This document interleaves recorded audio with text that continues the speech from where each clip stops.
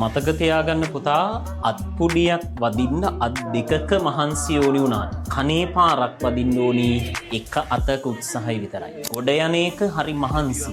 ගොඩ යන්නේකේ දුක වැඩි.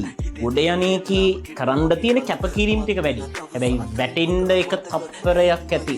නැකිටින එක තරම් ගොඩ යන එක තරම් ජීවිතේ ආතල් එකක් නැහැ. වැටෙන එක හරි දුකක් බං. අතාරින එක පරාද වෙන එක මාර වේදනාවක් ජීවිතේ. අනිත් මිනිස්සයාගෙන් කනේ පාරක් කන්න නෙමෙයි. අනිත් මිනිස්සයාගෙන් අත් දෙක එකතු කරලා පුඩියක් වදින තැනට දේවල් වෙනස් කර ගනින්න.